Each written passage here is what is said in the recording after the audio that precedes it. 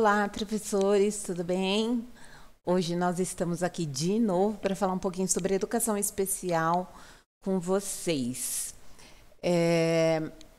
Hoje o nosso assunto vai ser super recorrente lá na escola e todas as confusões que acontecem com os diagnósticos, né? Então a gente vai especificar um pouquinho o que são as dificuldades de aprendizagem, o que a gente pode fazer para melhorar, o que são os transtornos ou distúrbios de aprendizagem e o que é a deficiência intelectual, tá bom?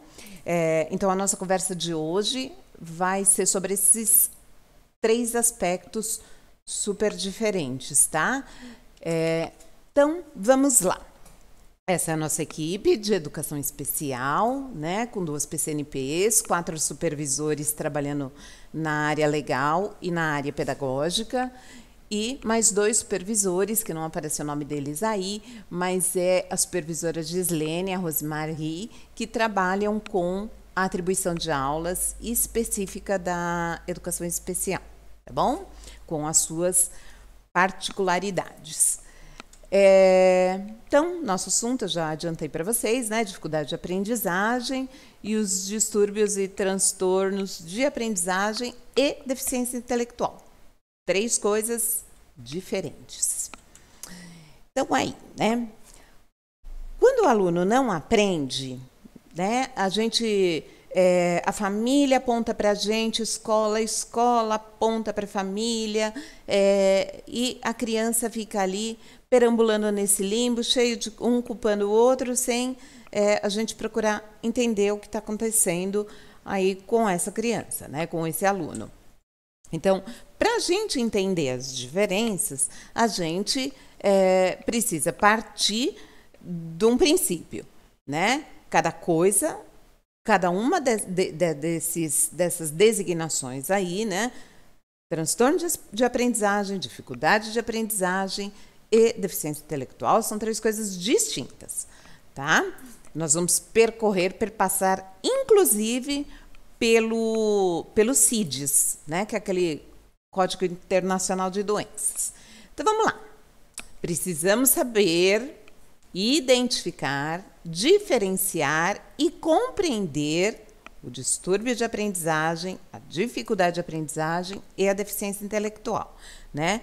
Então, essa nossa apresentação de hoje, esse nosso ATPC, ele tem como esse objetivo, tá? A gente conhecer um pouquinho as especificidades de cada uma dessas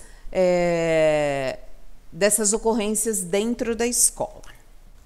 Então, vamos lá. Que confusão, né? Como assim? Né? São coisas diferentes. Distúrbios, dificuldades, deficiências. Então, vamos lá. Vou ter que pôr meu óculos aqui, porque senão não vai dar para ajudar vocês. Vamos lá. Então, a gente tem aí, né, as principais diferenças entre o distúrbio de aprendizagem e a dificuldade de aprendizagem. Aparecendo na coluna 1, a dificuldade de aprendizagem, algumas características, e fazendo um paralelo, que é distúrbio de aprendizagem, tá? Então, ó, dificuldade de aprendizagem, ela está ligada a fatores externos, né? A metodologia de ensino, a conflitos familiares, a falta de estímulo, diferenças culturais. Um fator que agrava muito a dificuldade de aprendizagem, que é um fator externo, é o bullying, né? A autoestima que aquele aluno traz, né? Boa ou ruim, vai afetar significativamente no seu desenvolvimento intelectual, né? Lá na escola. Então, dificuldade de aprendizagem, fatores externos, tá? O distúrbio de aprendizagem, ele já não é externo, eles são características biológicas daquele aluno, tá? Ele está muito mais ligado a um transtorno do neurodesenvolvimento do aluno ou do adolescente. O aluno com dificuldade de aprendizagem, ele tem defasagens, né? E essas defasagens, elas são mais genéricas. No distúrbio de aprendizagem, elas são específicas. Depois a gente vai olhar nos slides mais para frente quais são essas defasagens específicas, tá? O aluno com dificuldade de aprendizagem, ele tem dificuldade em assimilar e acompanhar os conteúdos, né? E no distúrbio de aprendizagem, essa disfunção é neurológica, essa disfunção de assimilação, tá? Então, é referente à escrita, à leitura e às capacidades matemáticas. A dificuldade de aprendizagem, né, com o acompanhamento que precisa ter. Pedagógico, psicológico, né, no caso dessa questão da estima, né, do aluno. E a gente precisa do apoio, o professor precisa do apoio do psicólogo, de um psicopedagogo, para quê? Para não confundir a dificuldade de aprendizagem, que é de fatores externos, né, que se corrige, pode ser corrigido com práticas adequadas, com um transtorno, tá, de aprendizagem. É indispensável o acompanhamento psicológico para o aluno com distúrbio de aprendizagem, né? Aí no slide está só psicológico, mas a questão de um psicopedagogo diminuir essas defasagens é muito significativo, tá? Então, na dificuldade de aprendizagem, os obstáculos que geram dificuldades podem ser resolvidos, né? E geralmente com mudanças externas, né? Metodologia, adaptação do conteúdo, para que a gente consiga sanar essa dificuldade, né? Já o distúrbio de aprendizagem, ela precisa de alterações, além do acompanhamento terapêutico, né? A mudança da abordagem do conteúdo e da metodologia na avaliação. Então, se eu mudar a forma de avaliar, pode ser que o aluno que tem essa disfunção biológica, que ele consiga me responder de forma mais eficiente, tá? Lembrando, a gente voltando um pouquinho para essa questão da dificuldade de aprendizagem. O aluno com dificuldade de aprendizagem, ele não tem nem com distúrbio e nem com dificuldade. A gente não precisa fazer aquele anexo 3 para deficiência intelectual, né? Então, nós não somos obrigados a fazer o anexo 3. Mas, tanto no caso da dificuldade de aprendizagem e do distúrbio de aprendizagem, se a gente não mudar as estratégias, a forma de estar abordando e de conhecer um pouquinho esse aluno, muito dificilmente ele vai conseguir aprender, né? Sair daquele estágio de não avanço na aprendizagem, né? Então, eu não consigo atingir esse aluno se eu continuar caminhando com a minha sala de aula sem ter um olhar diferenciado para ele. Um aluno que chega lá no 6º ano e não aprendeu a ler ainda, a gente precisa investigar o que é que acontece, né?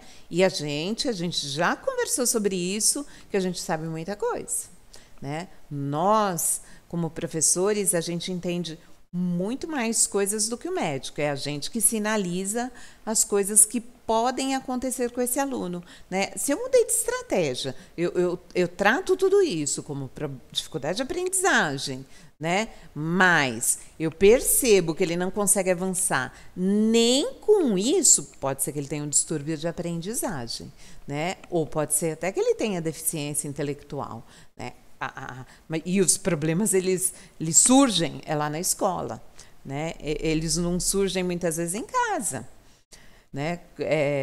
Eu acho que as famílias elas estão conseguindo agora nesse momento de pandemia, né, de afastamento, de isolamento social, perceber algumas dificuldades quando eles comparam os filhos, né? Que um aprende com mais facilidade do que o outro, porque os pais, né, na grande maioria, estão aí fazendo dupla função, né? Estão sendo super parceiros da gente, pelo menos é isso que a gente acredita, tá? Então vamos lá. Aí tem uma classificação das dificuldades de aprendizagem, né? Esse quadro ele fica claro de que o que a gente percebe lá na escola, né, na nossa sala de aula, com aquele aluno, com as respostas que ele dá para a gente, que ele tem dificuldade de aprendizagem. Só que a dificuldade de aprendizagem, ela bifurca, né? Pode ser uma dificuldade escolar mesmo, né? Que uma intervenção pedagógica, psicossocial, né? Psicossocial a gente diz o quê? Às vezes é uma família que está num grau de vulnerabilidade e que acaba afetando a criança de um jeito que precisa ali de apoio. Eu estou trocando, né, gente? Eu estou falando de baixo primeiro, só para vocês estarem me acompanhando.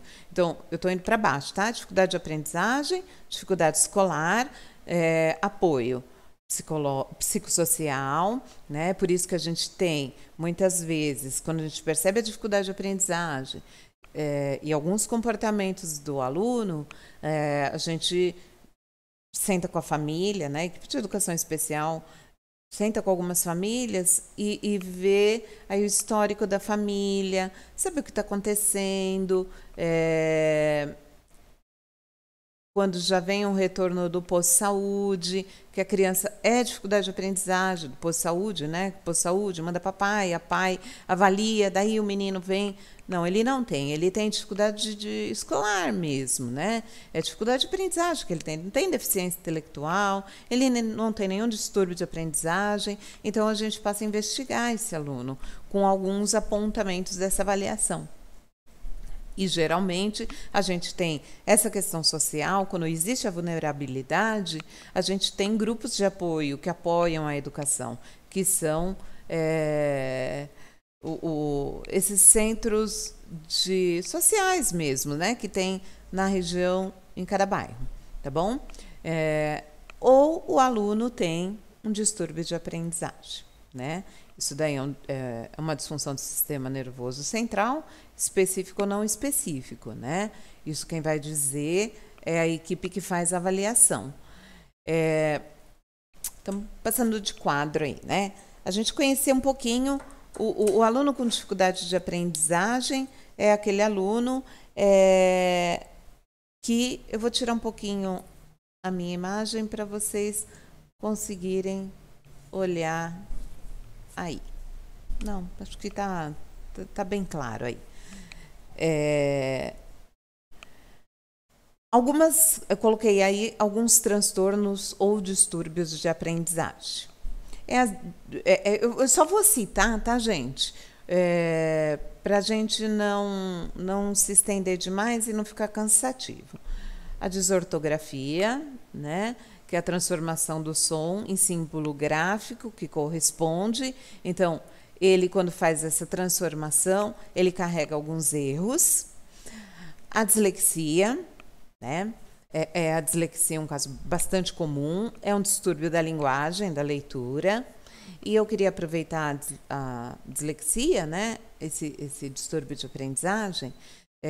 Muitas vezes a gente tem dúvidas, né, com relação à dislexia. Eu acho que nem é um diagnóstico muito fácil.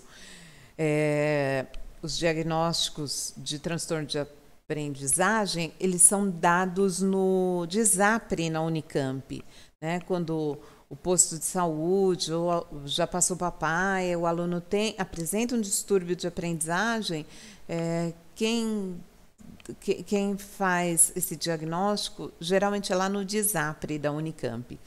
E a dislexia, eu na sala de aula às vezes eu achava, né, porque a gente acha algumas coisas. E para ilustrar um pouquinho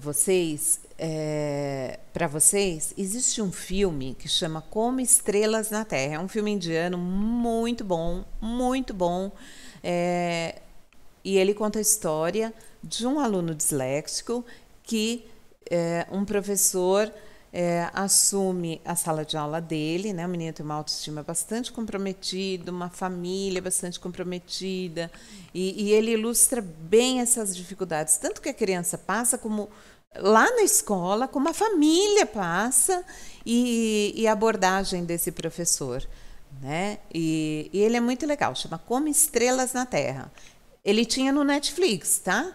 Eu não sei se ele permanece, como eles carregam o filme e às vezes não para, né? Não sei se é contrato, não sei como é que é, mas ele tinha, tá? É um filme indiano muito bom, muito bom.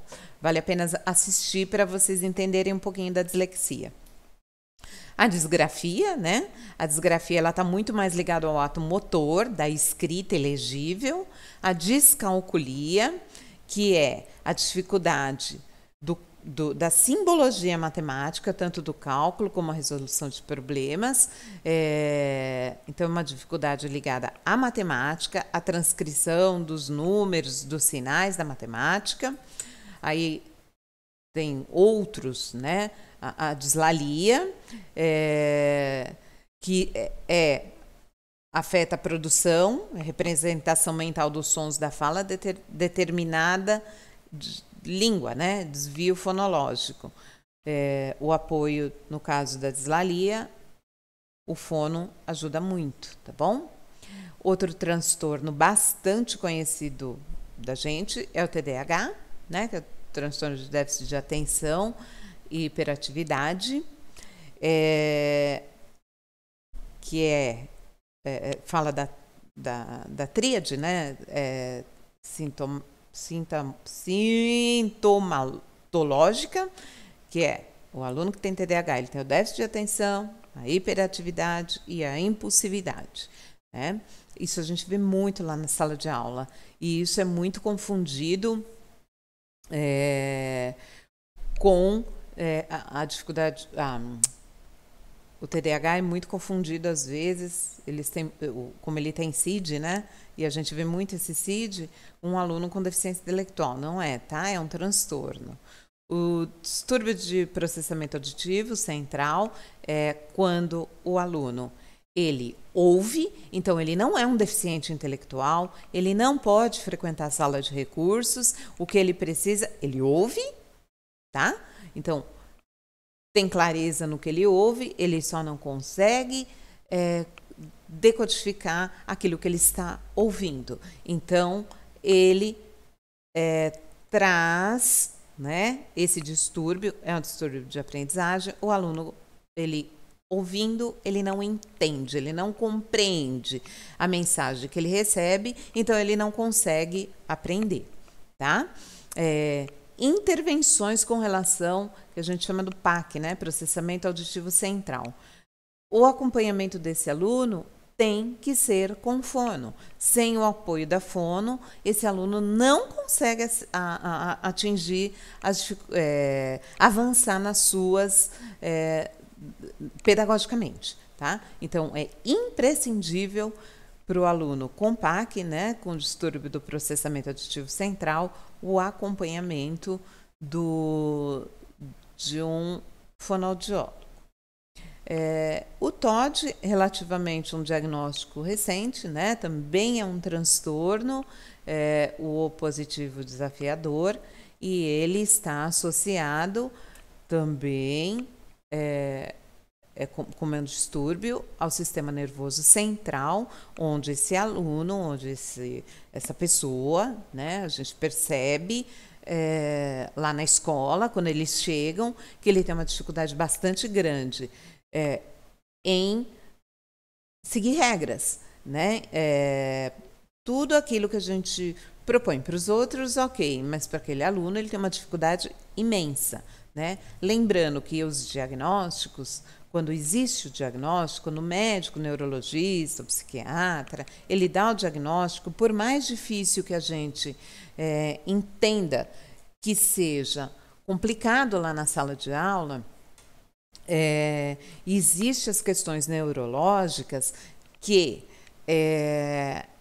esse aluno não controla, né? Então, ele tem baixa tolerância, o aluno com TOD, baixa tolerância a frustrações, então bastou dizer um não que ele vira as carteiras para cima, né? Então, a gente, no caso desse aluno, ele não tem deficiência intelectual, mas ele também não controla, porque ele tem esse distúrbio e esse transtorno, né?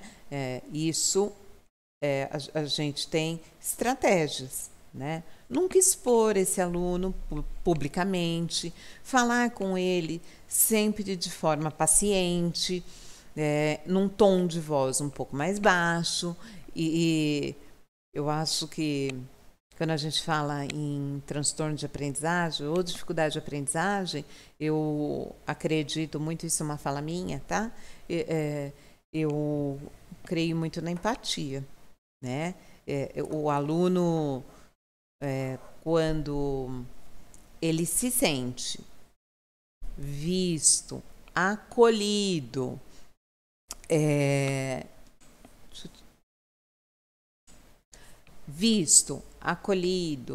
e respeitado, a gente mexe com a autoestima dele, porque é muito difícil a gente estar num ambiente onde a gente sente que a gente é diferente e a gente não consegue acompanhar o outro, né? E tudo isso que a gente está falando acarreta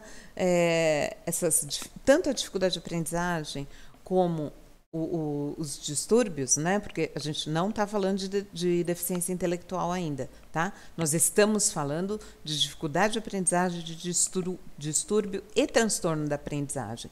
Nenhum deles está associado à deficiência intelectual. Então, o aluno, ele percebe, né? Ele sabe que está acontecendo alguma coisa com ele, ele só não consegue mudar isso, né? Por quê?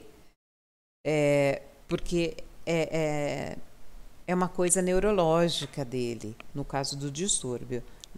Da dificuldade de aprendizagem, se for só dificuldade de aprendizagem, esse aluno, se a gente propor coisas diferentes para ele, se a gente mudar a metodologia, adaptar o conteúdo, mesmo não sendo obrigatório, a gente consegue atingir. E ele sente a melhora dele, né? Se você se preocupa com ele, ele sabe que ele é uma pessoa, um aluno diferente. Ele entende isso, mas se ele consegue avançar, ele produz melhor. Beleza? Eu acho que a gente falou bastante aí dos transtornos, né?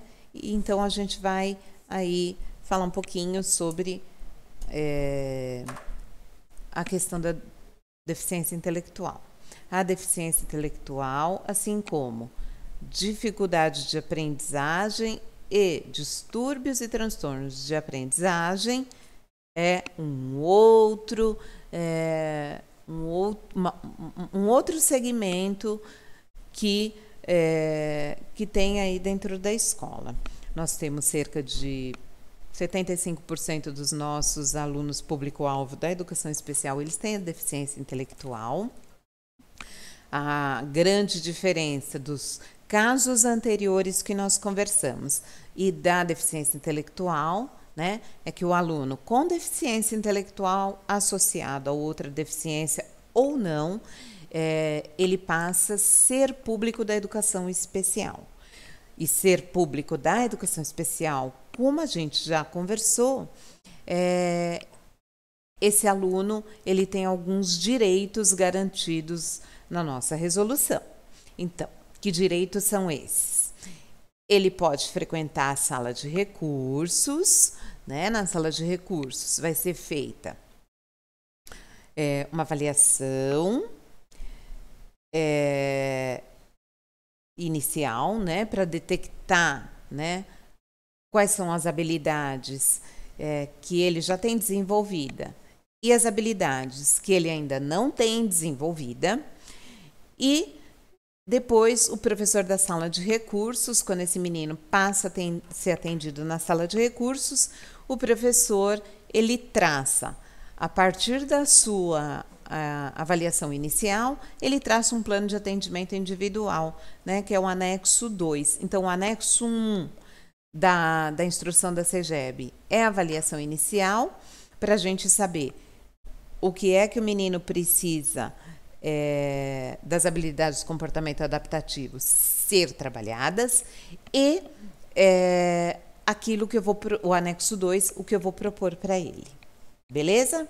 Então, o que é um deficiente intelectual? Um deficiente intelectual, ele é uma associação de duas coisas. Quando ele tem o QI abaixo da média, que a gente já vai ver isso, tá? O que é médio, o que está fora da média, o que é acima da média das altas habilidades de superdotação, né? Então, perpassa por tudo isso, desde os graus de deficiência intelectual até altas habilidades. Então, essa linha que a gente vai ver, eu vou até passar para vocês verem. Aí, essa linha, tá? Começa lá na deficiência intelectual, né? Quando tem o rebaixamento cognitivo, até as altas habilidades, quando ele tem o coeficiente muito alto. Vou voltar lá, tá? Aqui. Então, para ser um deficiente intelectual, o que é que ele precisa? Ele precisa ter o coeficiente abaixo da média, né? A média é 100, e ele precisa ter pelo menos 2 áreas das habilidades do comportamento adaptativo comprometidas, né? Aí no slide parece algumas, né? Então, comunicação, vida no lar, cuidado pessoal, né? Saúde e segurança, habilidade acadêmica, que é uma das características da deficiência intelectual, lazer e trabalho, desempenho na comunidade, locomoção. Então, ele precisa ter, além do coeficiente inferior a 100, né, a 80, 100, de 80 a 100 a gente fala que é limítrofe, e associado com comprometimento em pelo menos 2 das habilidades do comportamento adaptativo. Então, a classificação estatística internacional das doenças relacionadas à saúde, né, o CID-10, esse CID é o Código Internacional de Doença, né, 10. Então, vem sempre nos diagnósticos. CID-10. Quando vem F70 até F79, é deficiência intelectual, tá bom? E isso, a gente vai ver no slide seguinte, ele passa por estágios, né? Que a gente vai ver depois. Então, o aluno CID-10 com F70 até F79, ele é um deficiente intelectual, ou seja, ele tem um retardo mental, coeficiente abaixo da média, né? Abaixo do limítrofe, e pelo menos 2 habilidades de comportamento adaptativo comprometidos. O que é ser comprometido, né? Na comunicação, ele não consegue transmitir recados, por exemplo. Você manda fazer, dá uma comanda e a comunicação vai truncada, tá? Habilidade acadêmica, a gente logo percebe, né? Aí nessa figurinha tem aí a menininha com síndrome de Down, né? A síndrome de Down, ela carrega a deficiência intelectual. Então, toda criança com síndrome de Down, ela tem a deficiência intelectual, em graus diferentes, mas todas elas têm deficiência intelectual. Então, vamos lá. F70, né? É a deficiência intelectual leve, né? E tá aí, eu vou precisar do óculos de novo. O QI dela é de 50 a 55, né? Aproximadamente 70, né? o retardo mental moderado é F71, F72, grave, F73, profundo. O F72, outro retardo mental, né? Quando é provocado, geralmente depois de um acidente, e é muito difícil, viu? A gente tem poucos alunos com F78, mexe bastante com laudo, então a gente vê muito pouco. E quando o F78 é dado, ele é sempre dado junto com outro CID, com algum outro CID. Nunca é só isso, tá? E o F79 é o retardo mental, né? Deficiência intelectual de grau não especificado. O que significa isso? É que os instrumentos usados para testar, eles, a pessoa que faz, né, a avaliação, ela tem dificuldade em usar aqueles instrumentos padronizados, né, para dar um parecer exato, né? Então, muitos dos casos, eles são, na PAI, todos esses casos, F79, na observação, vem sempre, o aluno precisa ser reavaliado daqui 2 anos, por exemplo, tá bom? Só para vocês entenderem um pouquinho essa questão da deficiência intelectual de grau não especificado, tá? Aí tá aquela curva, né? Que a gente já perpassou com QI, tá bom? Então, aí a gente vai voltar um pouquinho dos transtornos, dos transtornos e dos distúrbios da sala de aula, né?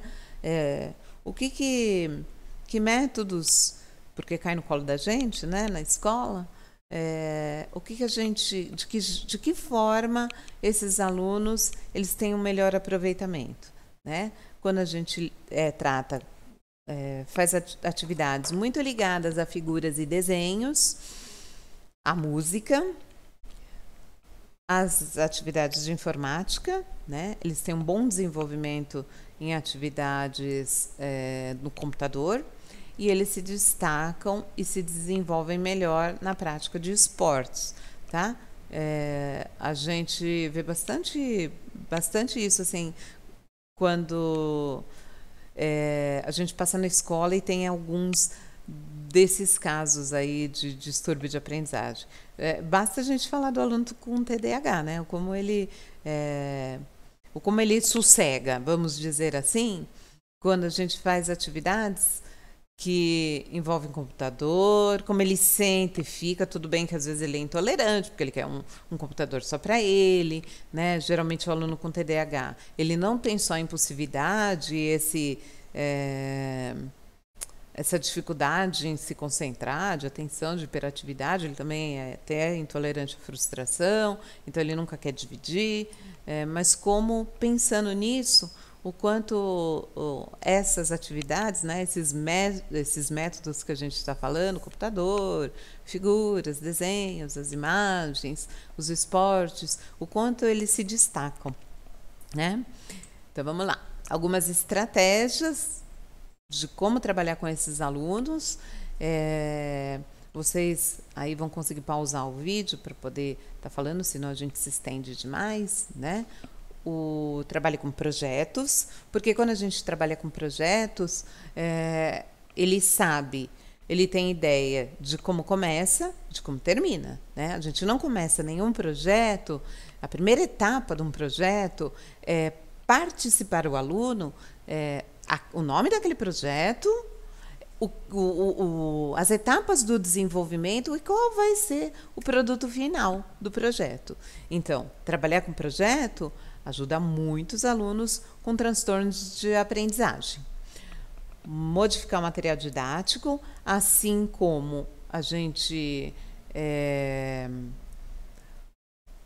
usa o anexo 3 para o aluno com deficiência intelectual, o aluno com distúrbio e transtornos de aprendizagem, ele também precisa de um material adaptado, tá? Existe na lei?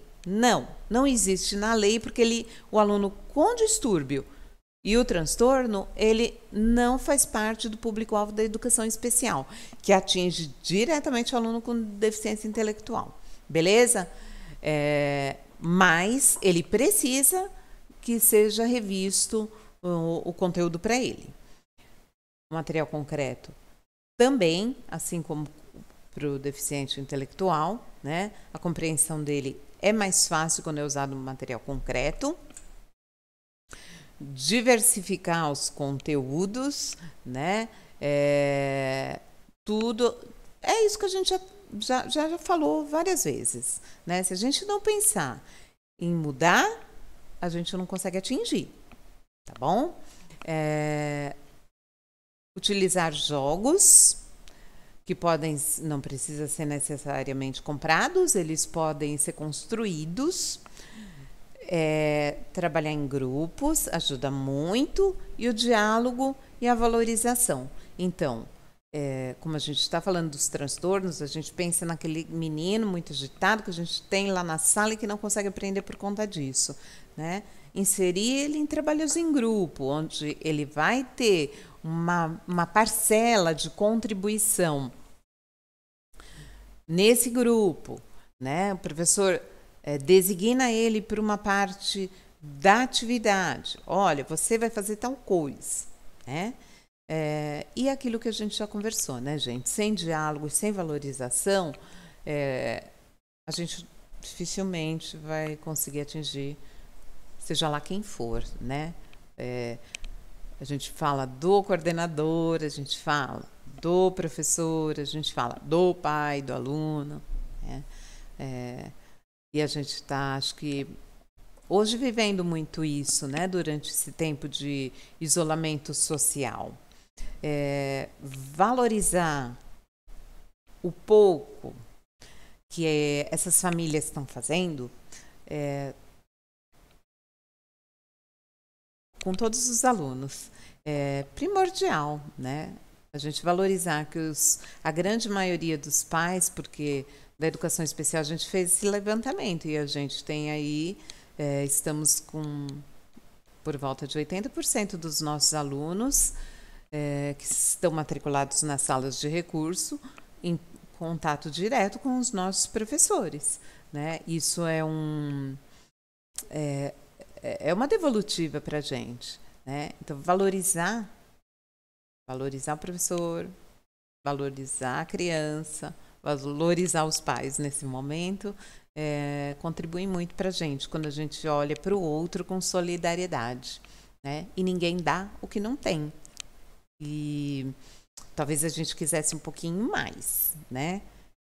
Mas a valorização está lá, projetada no aluno, né? Se eu valorizo ele, com certeza ele vai me valorizar. O pouco que ele pode, o pouco que ele me dá, talvez seja o pouco que ele tenha, né? Então, valorização, se ele se sentir acolhido, eu tenho certeza, eu posso garantir para vocês que ele vai responder positivamente. Isso para todos. Vamos lá. Alunos desatentos devem se assentar de frente, longe de pontos com muito barulho, né? Então, o que a gente fala? Põe ele perto de você. Perto não quer dizer que a sua mesa está aqui e você coloque ele sentado de frente para a lousa com a carteira dele ali, porque ele não para, né? Ele fica com uma visão distorcida daquilo que está na lousa, né? Muitas vezes a gente usa a lousa, porque geralmente é isso mesmo que a gente tem. E para manter o foco, manter a atenção, é melhor que ele esteja de frente sempre com você, né? Numa área onde ele tenha poucos estímulos, tanto visuais como de ruído. Se a gente deixar ele sentado, porque ele dá trabalho lá no fundo, ele tem a sala toda de costas para ele, né? Onde ele tem uma visão geral de tudo.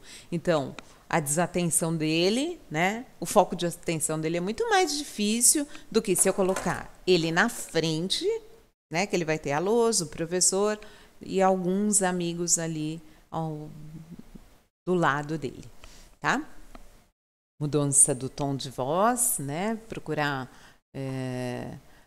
falar num tom mais tranquilo, nunca, né? É difícil, mas procurar não alterar o tom de voz nunca com esses alunos, principalmente os alunos com TDAH, mas ser firme,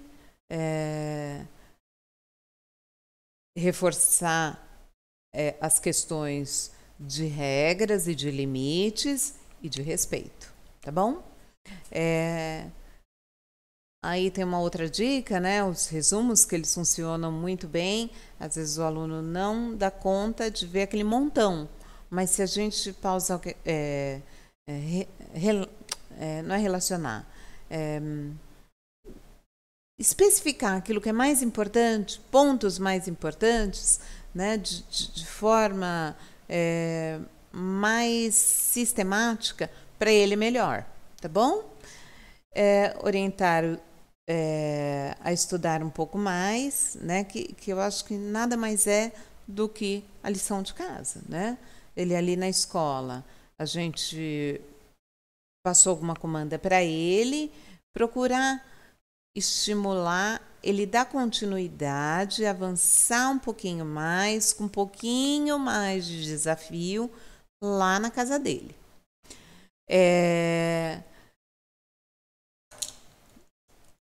Destacar as partes, demorei para ler. Destacar as partes mais importantes do texto. Então, mesmo reduzido, eu destacar talvez alguma palavra. É o professor que conhece o aluno, né? A gente está generalizando aqui, mas destacar algumas palavras ou algumas frases mais importantes naquele conjunto do texto ajudam a compreensão. Vamos lá. Então, tem aí algumas sugestões de jogos, né? Para esses alunos, a gente está falando dos alunos com distúrbio e transtornos de aprendizagem.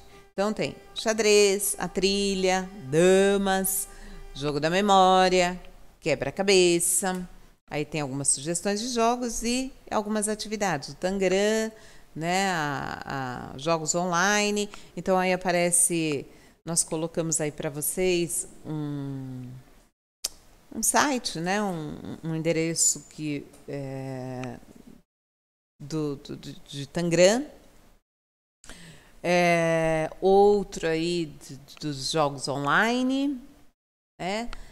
E dizendo um pouquinho para vocês aí com muito carinho, né? A equipe de educação especial, junto com os professores das salas de recurso, com diretores, com o apoio do núcleo pedagógico, a gente construiu um blog da educação especial.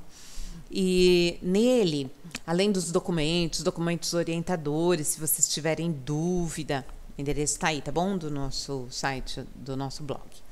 E a gente tem colocado boas práticas desenvolvidas, não só com os professores das salas de recurso, como atividades que estão sendo feitas pelas famílias.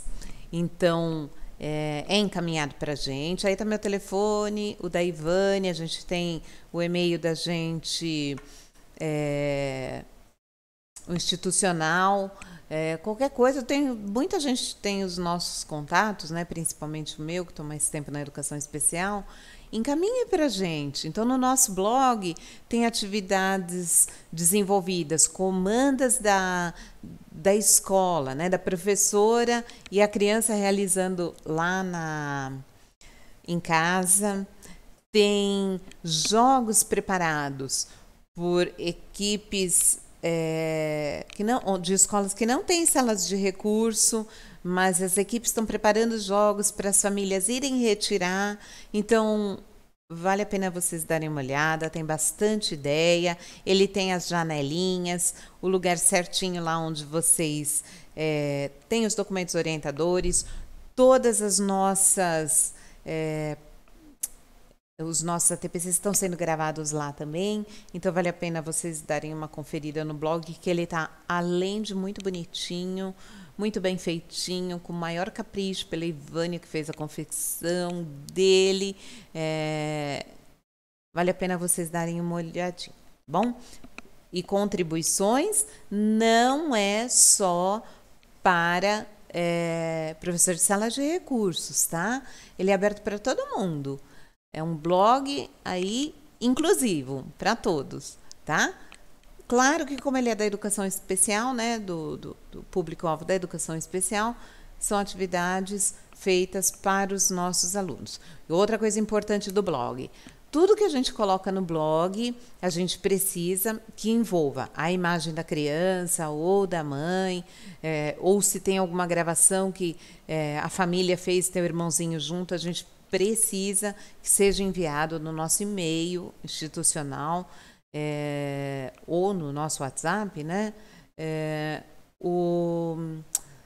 Autorização, tá? Então, as famílias podem colocar eu, né? O maior de idade, o responsável legal, eu, fulano de tal, autorizo a divulgação da imagem do meu filho, fulano de tal, matriculado na escola tal, do segundo ano tal, terceiro ano tal, tá? Para divulgação no blog da diretoria de ensino. Beleza? Gente, estamos aqui, estamos retornando devagarinho aí a nossa rotina aqui no núcleo pedagógico, equipe de educação especial com as suas demandas, né, particulares. Estamos à disposição, aí está nosso telefone, estamos trabalhando presencialmente de 1 2 vezes por semana ainda, né? Mas estamos à disposição de vocês, tá bom? Fico super contente quando eu venho aqui falar com vocês, que eu posso trazer um pouquinho daquilo que eu aprendi. Então, um beijo para vocês, fiquem em casa, se cuidem e eu espero que todo mundo aí esteja super bem de saúde, tá bom? Um beijo da equipe da Educação Especial.